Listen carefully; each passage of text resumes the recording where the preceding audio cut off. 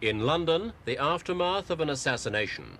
A former Prime Minister of the Yemen Arab Republic, his wife and a Yemeni diplomat were about to drive off from an hotel in this car when an assailant opened the rear door and shot all of them at point-blank range.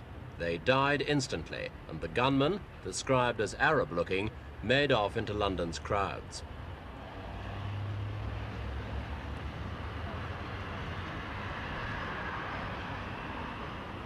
This was one of London's worst shooting incidents, and in its wake, fears were voiced that as the Arab presence in London grew, so too would the risks of this kind of attack.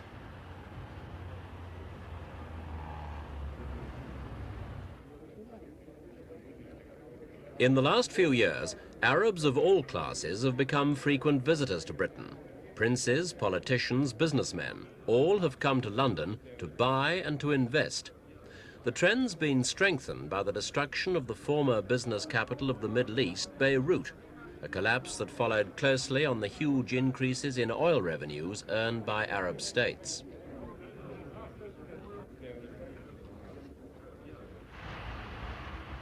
In their search for new areas of investment, the Arabs looked west to Europe and America.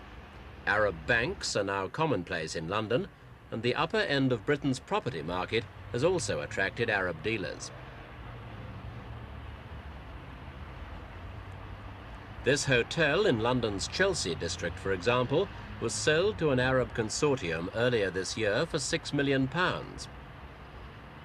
And last year, another Arab group bought the Dorchester, one of London's top traditional hotels, for £9 million. And along with the business boom has come an increasing demand for a number of privately run facilities, especially in medicine.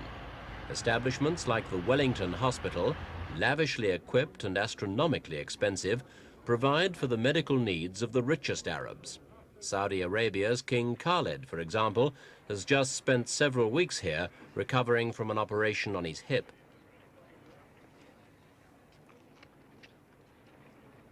The king himself has been in the forefront of those Arabs buying large private houses for their own or their family's use.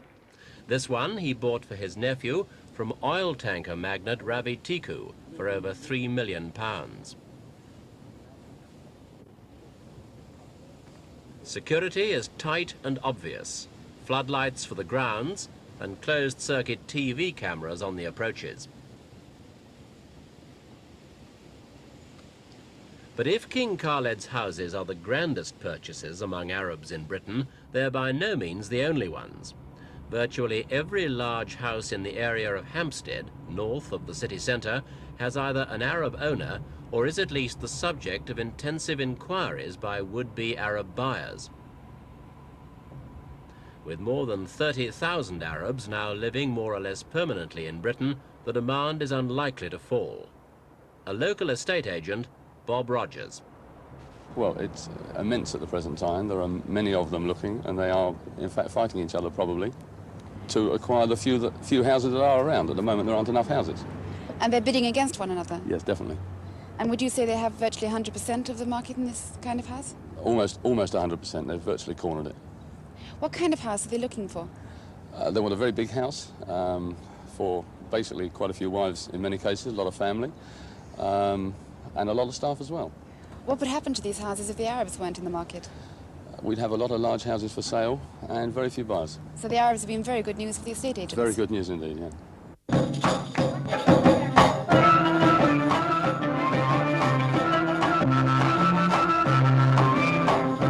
It isn't all work. Important to many visiting Arab businessmen is relaxation. This club in central London is a far cry from the narrow, bustling confines of home. Night spots like this used to abound in Beirut, but not anymore. London's gambling clubs are also doing brisk business on Arab money.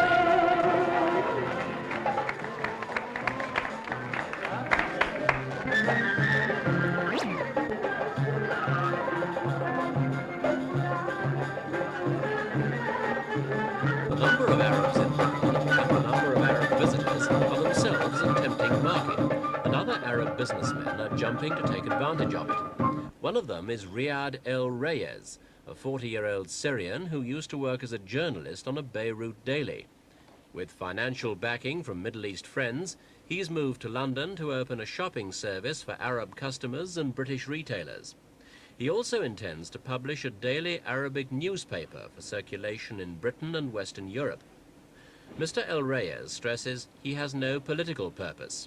The paper is a purely economic venture. How are you confident that you can actually sell a newspaper to the community here? Is the Arab community really big enough to support a newspaper in Arabic?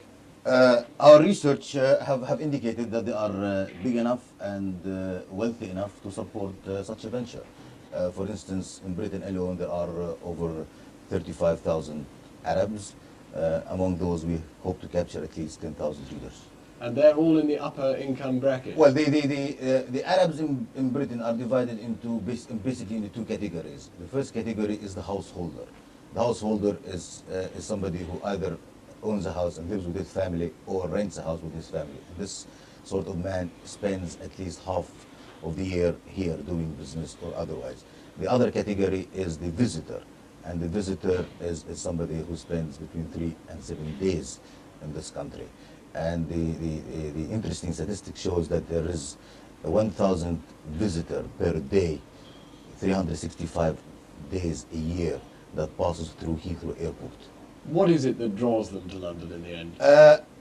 Primarily the tradition, the language, the knowledge that they are welcomed here one way or the other, the medical treatment, the schooling, the investment in property, in shares, the freedom that this country offers for them to meet, congregate, do business, talk, have fun, whatever it is. The North Yemen ambassador has said that, or is reported to have said, that one of the reasons that Arabs like coming to London is that the security here is so good. Well, of course, the Arabs have this notion of the British having the best sort of apparatus in security. They've heard the Scotland Yard, the fair play, the justice, all sorts of things. So they feel whatever happens here, there is somebody to pursue the cause. I mean, they feel confident. I mean, it's a matter of psychology. Do you think that what happened on Easter Sunday, the assassination, the Yemeni assassination, is that going to shake that faith? I don't think so. I view this assassination as a purely isolated Yemeni affair. And it has its political motivation, of course, but it does not affect any other Arabs here. No, I don't think so. But is that the sort Isolated of thing? incident or not, political activity is part of the Arab influence. Slogans like these adorn several London walls.